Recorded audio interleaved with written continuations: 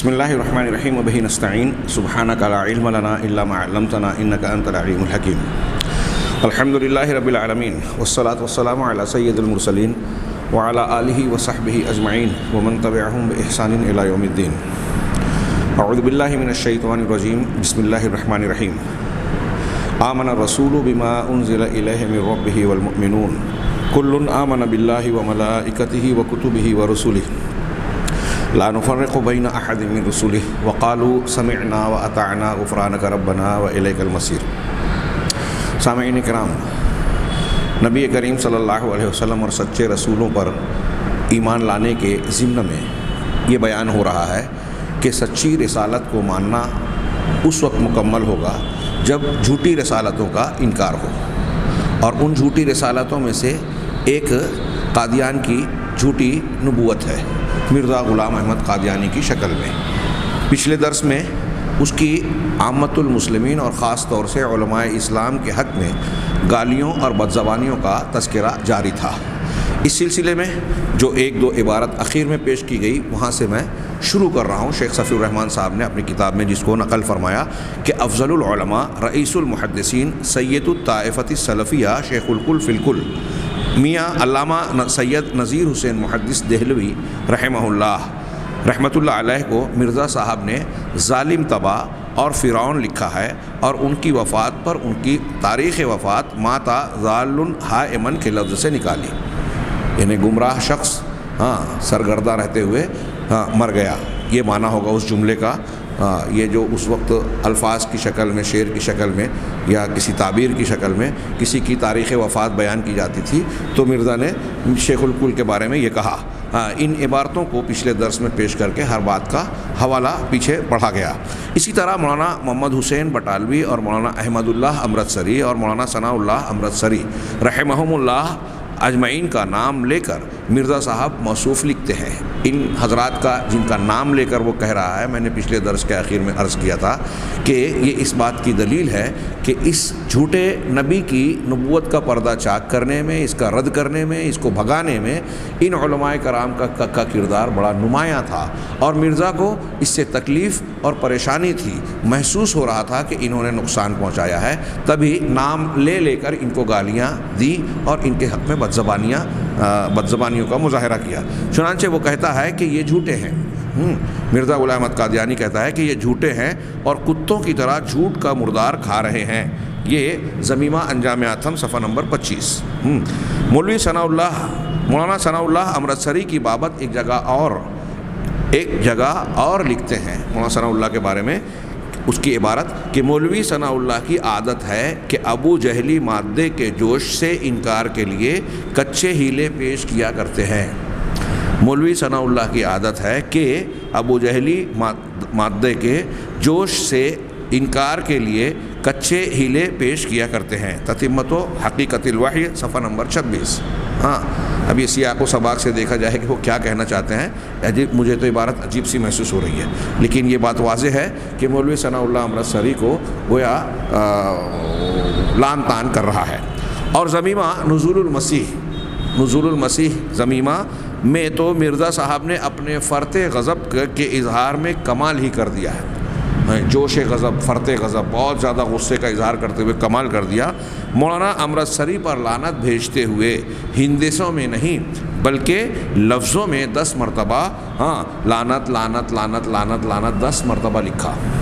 ہندسوں میں نہیں کہ 10 مرتبہ لعنت ایسے نہیں کہا، لعنت لعنت لعنت کا لفظ 10 مرتبہ کہا، لکھتے چلے گئے۔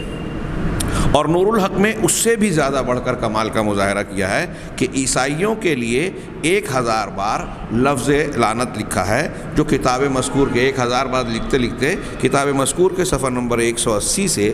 صفحہ 125 تک پھیلا ہوا ہے۔ اب آگے اور بھی مزید کہہ رہے ہیں شیخ صفی الرحمن صاحب نے، یہ مولانا ثناء اللہ امرتسری وغیرہ کے بارے میں کچھ تھوڑا سا نمونہ ہے، اور بھی عبارتیں ہیں اور ان کا تذکرہ انشاءاللہ آئے گا۔ علماء غزنویہ جن کی بزرگی اور خدا رسیدگی اور راست بازی اور تقوی شعاری پورے ہندوستان میں مسلم تھی۔ علماء غزنویہ یہ اہل حدیث علماء کا ایک مشہور خاندان تھا، اور ان کی علمی صلاحیت اور حق پرستی کے ساتھ ساتھ اس دور کے ہندوستان میں جماعت اہل حدیث ہی نہیں دوسروں کے اندر بھی ان کی شرافت، نیکی، تقوی شعاری اور للہیت کا چرچا تھا۔ یہ بڑے نیک اور راست باز لوگ تھے، تقوی اور پرہیزگار ان کی ایک نمایاں علامت اور صفت تھی۔ چنانچہ علماء غزنویہ کی راست بازی اور تقوی شعاری پورے ہندوستان میں مسلم تھی، اور جن کے ایک بزرگ مولوی عبدالحق غزنوی سے مباہلہ کر کے مرزا صاحب ان کے جیتے جی اس دنیا سے سدھار گئے تھے۔ یہ مولوی عبدالحق غزنوی اہل حدیث عالم تھے، بڑے نیک، بڑے صالح۔ ان سے باقاعدہ مرزا غلام احمد قادیانی کا مباہلہ ہوا ہے۔ مولانا ثناء اللہ امرتسری رحمہ اللہ اور دوسروں سے جو تذکرہ ملتا ہے، اور آخری میں تو اس طریقے سے دو بدو مباہلے کا معاملہ نہیں ہوا، آگے اس کی تفصیل آئے گی۔ شیخ عبدالحق غزنوی رحمہ اللہ کے ساتھ مباہلہ ہوا، اور یہ زندہ تھے۔ مباہلے کا نتیجہ ہی مانا جائے گا کہ مرزا غلام احمد قادیانی عبرتناک موت مرا، اور یہ زندہ تھے۔ ان علماء غزنویہ کی بابت مرزا صاحب کے ارشادات سنیے۔ لکھتے ہیں، عبدالحق اور عبدالجبار غزنویان نے وہ نجاست کھائی کچھ بھی، وہ نجاست کھائی ڈیش ڈیش کچھ بھی حیا، شرم اور تقوی سے کام نہ لیا۔ آگے ڈیش ڈیش اے بدذات یہودی۔ یہ اس وقت کا، جیسا کہ میں نے تمہیداً عرض کیا اور خود شیخ نے فرمایا کہ پورے ہندوستان میں اس خاندان اور اس کے علماء کرام کی خدا ترسی، راست بازی، تقوی شعاری مشہور تھی۔ ان کے بارے میں یہ الفاظ استعمال کر رہا ہے کہ وہ نجاست کھائی، کچھ بھی حیا، شرم اور تقوی سے کام نہ لیا، اور اے بدذات یہودی، اور اے خبیث تو کب تک جیے گا۔ یہ عبارتیں ضمیمہ انجام آتھم صفحہ نمبر 28 میں ہیں۔ آگے اسی عبارت میں اسی میں آگے درج کیا ہے کہ رئیس الدجالین عبدالحق غزنوی اور اس کے تمام گروہ علیہم نعال و لعن اللہ الف مرہ، ان پر 10 لاکھ مرتبہ خدا کی لعنتوں کے جوتے برسیں۔ 10 لاکھ مرتبہ خدا کی لعنتوں کے جوتے برسیں۔ مولوی عبدالحق رحمہ اللہ انتہائی شریف، دیندار اور انتہا درجے کے تقوی کے مالک جسے لوگ جانتے تھے، ان کے لیے اس لفظ کیا استعمال، رئیس الدجالین عبدالحق غزنوی اور اس کے تمام گروہ، اور پھر لعنت یہ بھیج رہا ہے کہ 10 لاکھ مرتبہ خدا کی لعنتوں کے جوتے برسیں۔ کہتا ہے کہ یہ یہودیوں کے لیے خدا نے اس گدھے کی مثال لکھی ہے جس پر کتابیں لدی ہوں گی، مگر یہ خالی گدھے ہیں۔ ضمیمہ انجام آتم صفحہ نمبر 47۔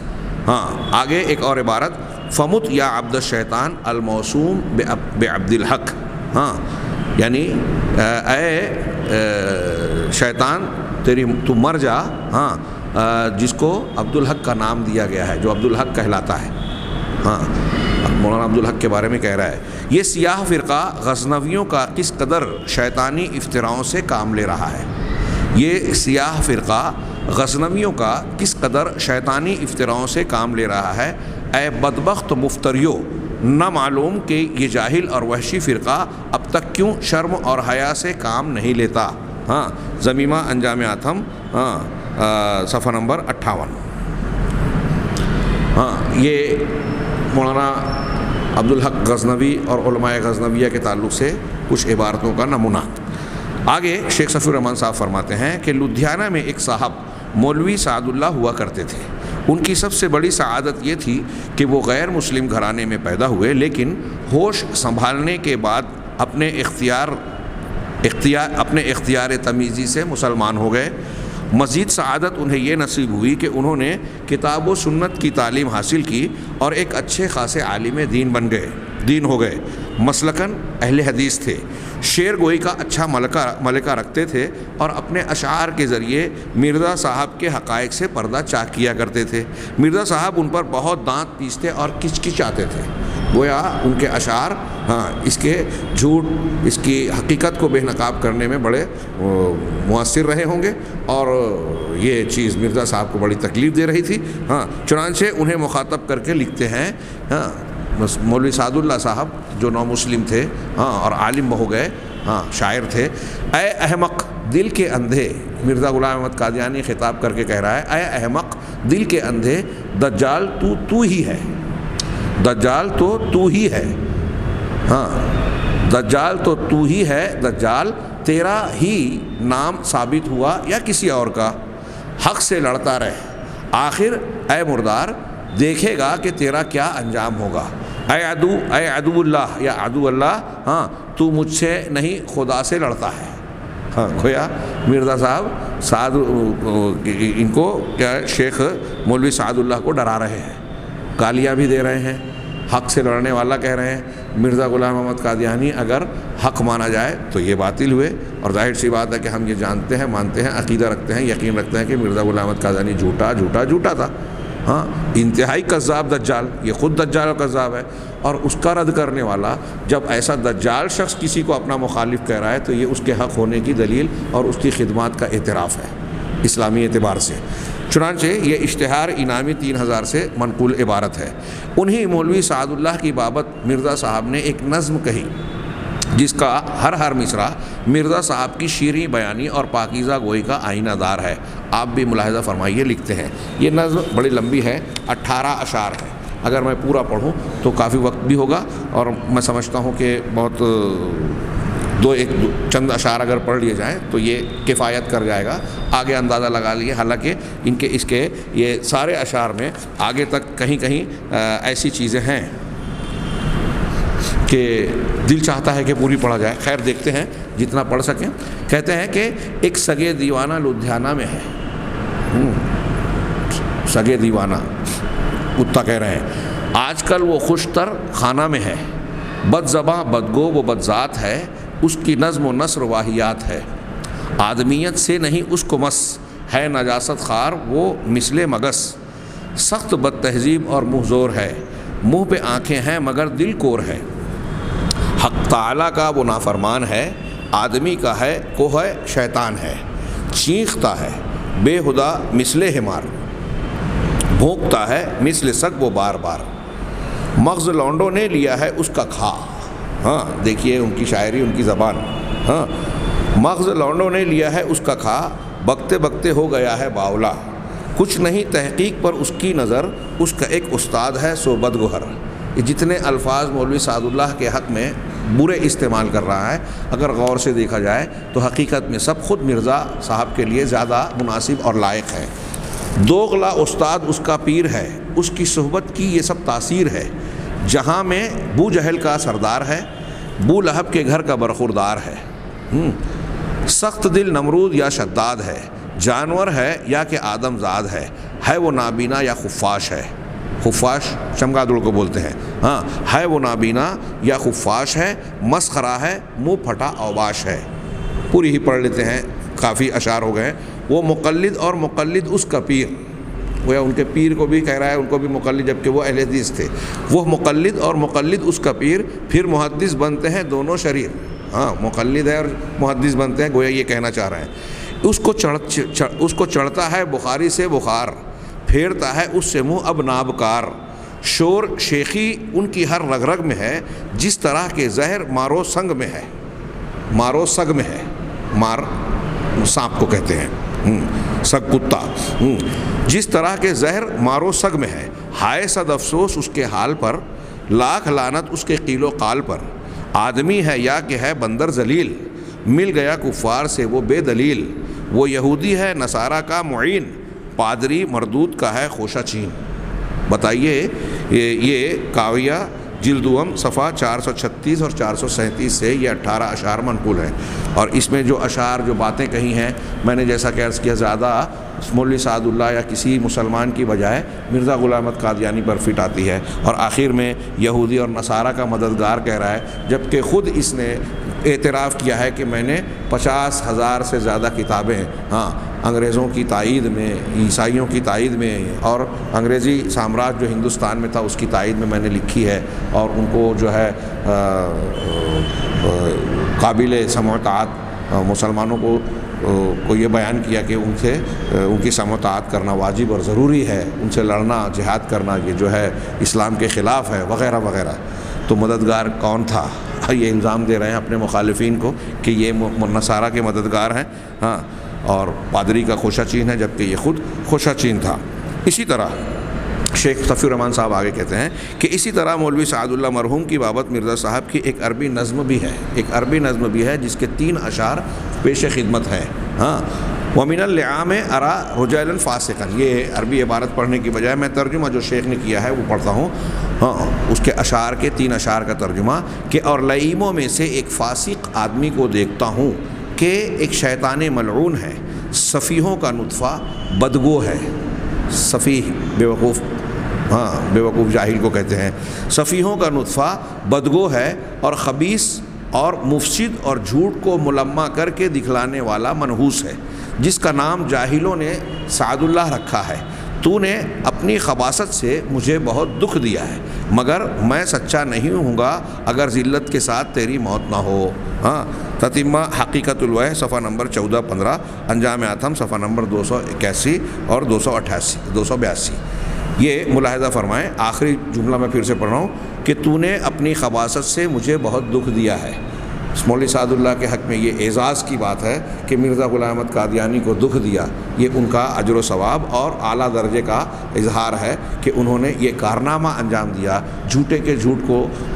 بے نقاب کیا اور جھوٹے کو اس سے تکلیف پہنچی، اور اس تکلیف کے رد عمل میں وہ اس قسم کی گالیوں سے نواز رہا ہے۔ یہ جو مرزا غلام احمد قادیانی باطل پرست و جھوٹے مدعی نبوت کی بد دعا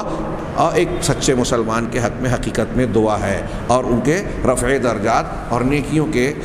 جو ہے فہرست میں جو اضافے کا باعث ہے۔ مگر میں سچا نہیں ہوں گا اگر ذلت کے ساتھ تیری موت نہ ہو، اور ظاہر سی بات ہے کہ مرزا سچا نہیں تھا، ہاں تو یہ یقینی بات ہے کہ مولوی سعد اللہ صاحب کی موت ہاں عزت والی موت ہوئی ہوگی یقیناً۔ ہاں آگے اتنی عبارتیں نقل کرنے کے بعد شیخ صفی الرحمن صاحب مبارک پوری رحمہ اللہ فرماتے ہیں کہ یہ مرزا صاحب کی طویل شیریں گفتاری کے محض چند نمونے ہیں، مزید کچھ نمونے بھی کہیں ضمناً اس کتاب میں ملیں گے، لیکن اس طرح کے تمام ارشادات نہ نقل کرنے کی گنجائش ہے اور نہ ضرورت۔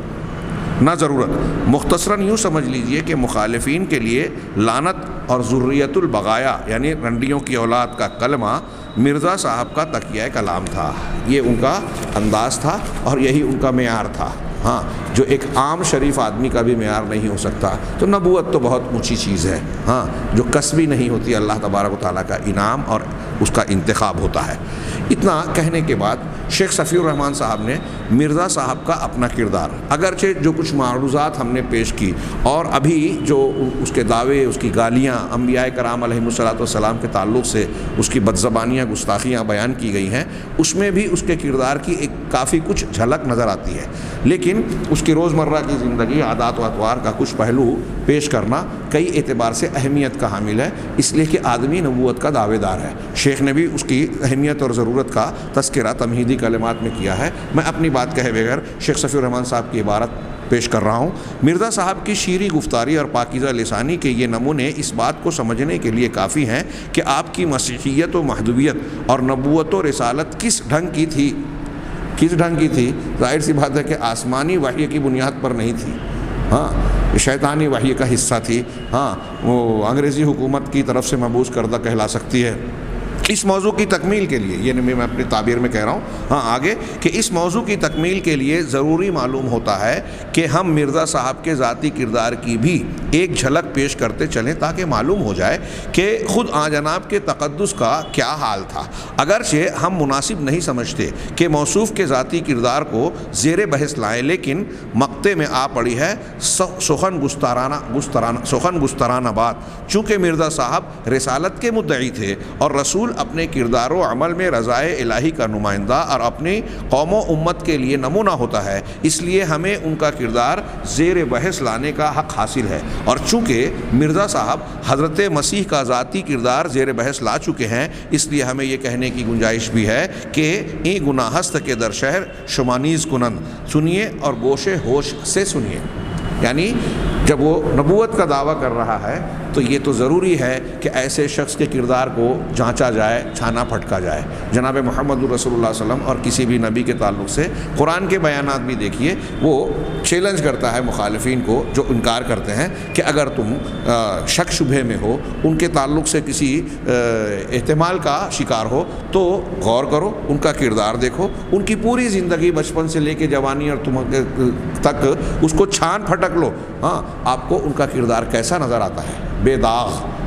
ہاں اعلیٰ ترین، ہاں اچھے اخلاق اور ایمانداری اور امانت داری کا ایک اعلیٰ ترین نمونہ پیش کرتا ہے سچے نبی کا کردار۔ تو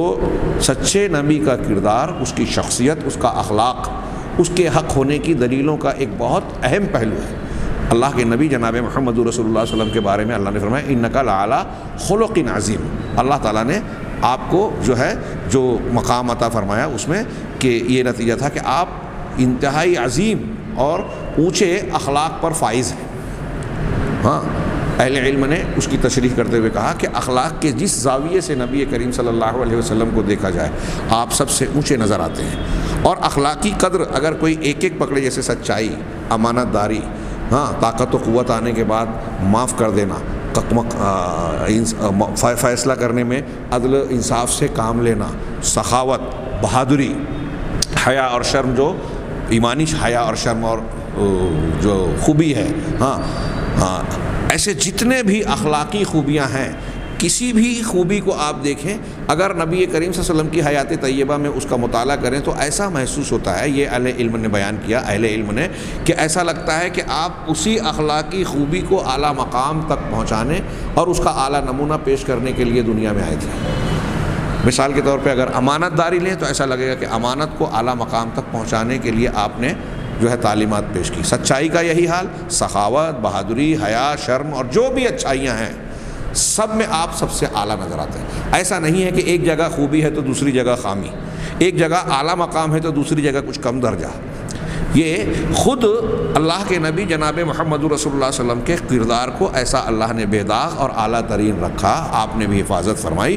جو پوری دنیا کے لیے دلیل کی حیثیت رکھتا ہے کہ آؤ غور کرو جناب محمد رسول اللہ صلی اللہ علیہ وسلم کی حیات طیبہ کو، چاہے جس پہلو سے چاہو چھانو پھٹکو کھنگالو، تمہیں ہر پہلو گواہی دیتا ہوا نظر آئے گا کہ آپ سچے رسول ہیں۔ جھوٹے نبیوں کو، جو نبوت کے جھوٹے دعوے دار ہیں، جس کا ہم تذکرہ کر رہے ہیں مرزا غلام احمد قادیانی، ان کے بارے میں ہم دعویٰ کر سکتے ہیں کہ انہیں کسی بھی پہلو سے جانچا جائے، پرکھا جائے، یہ جھوٹے ہی نظر آئیں گے۔ ان میں سے آئیے ہم اخلاقیات پر بحث کریں۔ شیخ صفی الرحمن صاحب نے اپنی تمہیدی کلمات کے بعد عنوان قائم کیا، مرزا صاحب کی شراب نوشی۔ مرزا صاحب کی شراب نوشی۔ ایک نبی اور پیغمبر منکرات سے، فواحش سے، کردار کی پستی سے بہت اونچا اور دور ہوتا ہے۔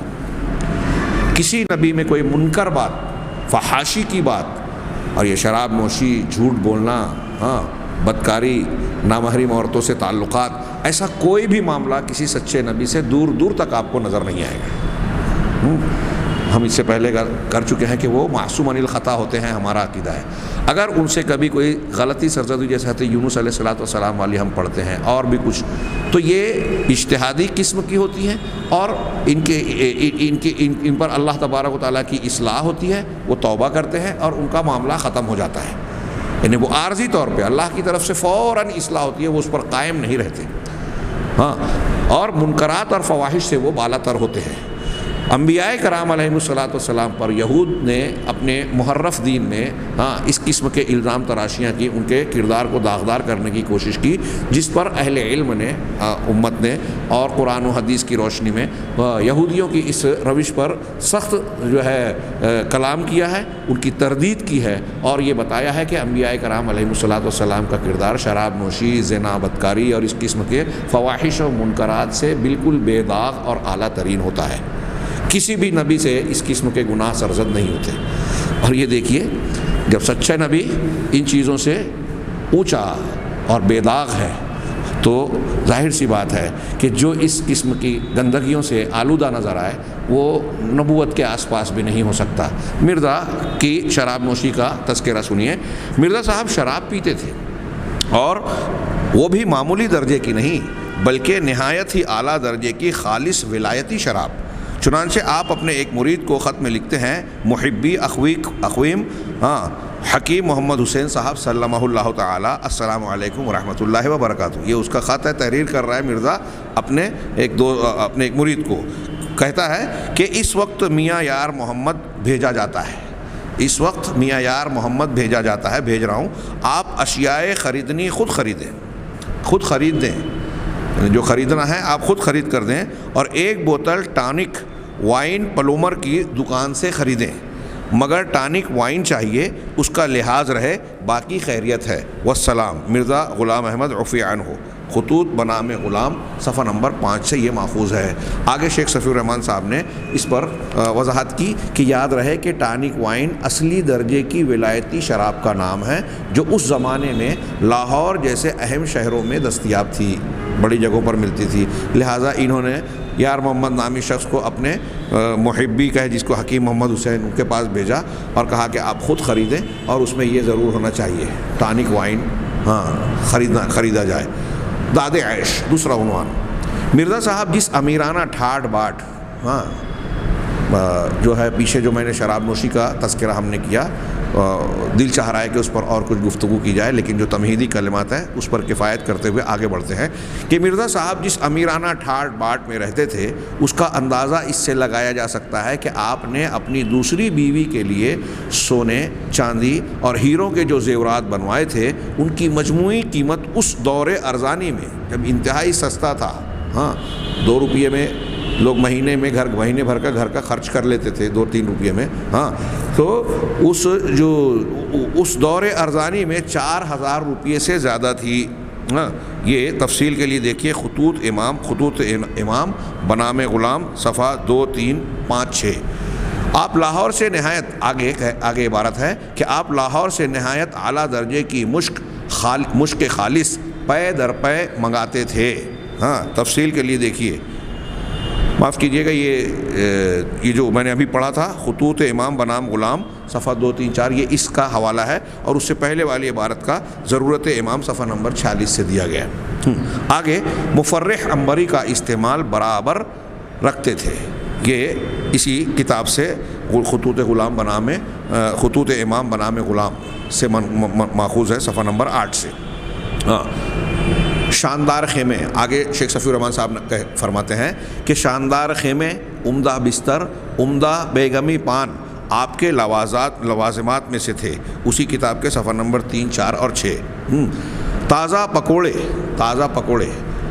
پرندوں کا گوشت، مرغ مسلم، بٹیر، مچھلی، کباب مرغ، بھنی ہوئی بوٹیاں، خوب سینکی ہوئی چپاتیاں، پتلا شوربہ جس میں گوشت خوب گداز ہو چکا ہو، شکنجبی، چاول شیریں، میٹھی روٹی، اعلیٰ درجے کی مغزیات، قیمتی میوہ جات وغیرہ آپ کی مرغوب غذائیں تھیں۔ یہ سیرت المہدی کاویہ جلد دوم، صفحہ نمبر 282 اور 286۔ اظہار بند عموماً ریشمی ہوتا تھا، یہ بھی اسی کتاب کے صفحہ نمبر 28 سے ہے، سیرت المہدی کے۔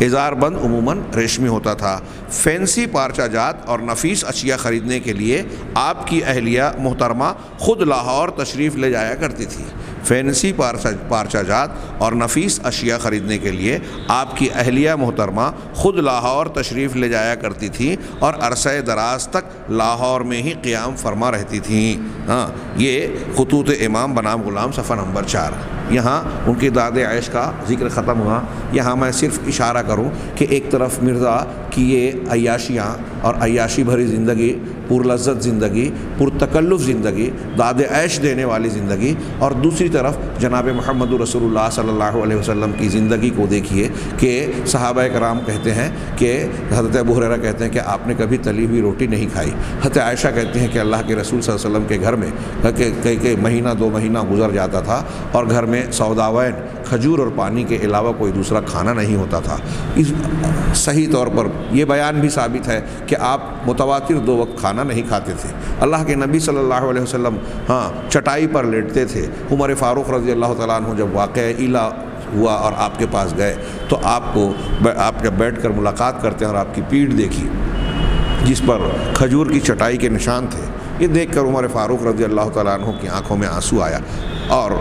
اللہ کے رسول صلی اللہ علیہ وسلم کے دریافت کرنے پر کہ کیا وجہ ہے آپ رو پڑے، کہا یہ قیصر و کسریٰ اور دوسرے لوگ بادشاہ دنیا کے باطل پرست، ان کو دنیا کی نعمتیں حاصل ہیں اور آپ اللہ کے سچے رسول ہیں، آپ کا یہ حال ہے۔ نبی کریم صلی اللہ علیہ وسلم نے کہا کہ یہ کوئی فکر کی بات نہیں ہے،